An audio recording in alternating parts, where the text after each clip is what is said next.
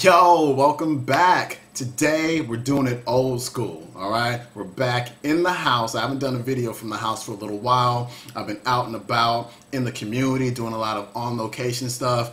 Did an interview with the Price Pottinger Nutrition Foundation last week. Did some work with Paul Chek Jr. from the Paul Chek Live YouTube page. Man, it's been out, just getting the word out there. And those videos are going to be up real soon. They're being edited and they'll be up on the page real soon. You guys are really going to dig those. Today, though, we're talking about the 3 mistakes that people make when they're trying to lose weight. And there's way more than 3. I mean, I can talk about 100 mistakes, but I don't have time for that, so we're just going to keep it at 3. Mistake number 1 is we tend to gravitate toward these weight loss foods, okay, or what the companies tell us are weight loss foods. And the 2 that I want to talk about the most are popcorn and rice cakes. All right, people are trying to lose weight on popcorn and rice cakes. That's just not going to work. It ain't that easy, all right? And people, they gravitate toward these foods because they say, well, they're lower in calories. It'll be a good way to drop some calories out of my diet so I'll lose weight. They're lighter foods, and so if I eat lighter foods, then they're gonna make me lighter. But I hate to burst your bubble, but here's what's really going down. When you puff or when you pop a grain, you're increasing the rate at which that food turns into sugar. So if you go back and you watch my Fat Loss 101 video, you're gonna find out that those foods turn into blood sugar. They crank up your blood sugar, they crank up your insulin, they make your blood sugar crash, they make you insulin resistant, and they make you store fat. So those are not weight loss foods. Rice cakes, popcorn, all those other low fat, high sugar foods are actually weight gain foods. This is why people can't take the weight off, or if they do, they only take it off temporarily. All right, so stay away from those foods. You want to eat foods that satisfy you, that keep you full for 4 to 5 hours, or even more if possible. But if you're eating popcorn and those types of foods, you're hungry almost every hour. How do you expect to lose weight when you're eating every hour? All right, so change that up. Number 2, people are drastically cutting their calories. I talk to people all the time and I say, well, what is your strategy for losing weight? They say, well, I cut my calories in half. I was eating 2,500 before, now I'm eating, 1,250. And I go, whoa, this needs to stop. All right? And the reason why is because what does your body think when you cut your calories in half? Your body thinks that there's a famine coming. All right? Your body goes into starvation mode. And so is your body going to start cranking out all this energy when it's starving, when it thinks that the famine is coming? No. Your body's going to tell your thyroid to turn down a little bit. Turn down your metabolism.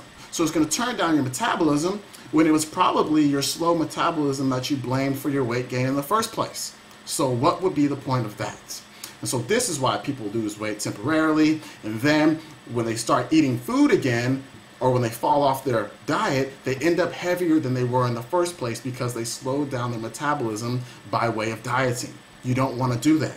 And you always hear, well, the calorie is a calorie is a calorie. Well, is a calorie really a calorie? Does the law of thermodynamics really come into play when we're talking about weight loss and weight gain? Because check this out. You can take somebody on a 2,500 calorie diet and they're gaining weight. They're eating all the sugary, processed, low-fat, good-for-you foods, and they're gaining weight. Well, then you take out all of those bad weight gain foods and you replace those calories with quality fats, quality carbohydrates, quality protein, and they start to lose weight. But it's still 2,500 calories. So then how can a calorie really just be a calorie if that's what's happening?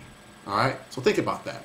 Thirdly and lastly, people are trying to cardio their way through weight loss. They're not changing their diet at all. They're just getting on that treadmill for an hour, hour and a half, however long, and it doesn't work. You're going to lose weight at first, and I see this every day. I'm in the gym, people, they do their cardio, but what happens when they get sick? Or what happens when they get a lot of homework? What happens when just something comes up in their life where they can't make it to the gym? They can't come in, they can't burn their cardio, their calories. And so I've seen people who fall off their diet or their exercise program for 3 weeks, and they come back to the gym looking plump. All right? What's going on there? They're slowing down their metabolism. They're not weight training. When you weight train, you put on muscle. And muscle is going to increase your metabolism. But when you're doing this long, steady cardio, you're cranking up your cortisol levels. Cortisol is a stress hormone. Cortisol is going to eat away at your muscle tissue, convert it into glucose to fuel you through your cardio. And so if you're eating away your muscle tissue, then you're slowing down your metabolism. All right? If you're slowing down your metabolism, then it's going to make it much easier for you to gain weight once you stop doing your cardio. This is why people stop doing cardio for, like I say, 2-3 weeks, and they come back 10, 15 pounds heavier. All right? Then they're back on it again. All right? It's like a vicious cycle. So you're slowing down, you're making yourself store fat with the rice cakes and the popcorn. You're slowing down your metabolism by cutting your calories drastically. And then you're slowing down your metabolism and breaking down muscle tissue and stressing out your body by doing way too much cardio. My clients don't do any more than 20 minutes of cardio. You know, they do interval training, but they focus on weight training. They focus on putting on muscle. Because when you put on muscle, you burn more fat throughout the day. And you don't need to be on a treadmill to do that. All right? I'm out. Just some tips for you. Underground Wellness Radio is coming on real soon. We got Fred Hughes is coming on soon. He wrote a book called Am I Dead Yet? About breast cancer.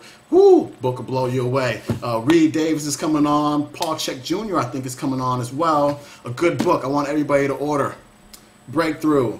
Suzanne Summers. Don't laugh. Suzanne Summers knows her stuff. Seriously, people are like, oh, Chrissy Snow, she don't know anything. She knows some stuff. She's got some interviews with some great doctors on here who are doing things that work. We're going to talk a lot about hormones, okay? People are waiting on that adrenal fatigue video. It's going to blow you away because stress is making you fat, so stay tuned. I'm out. Peace.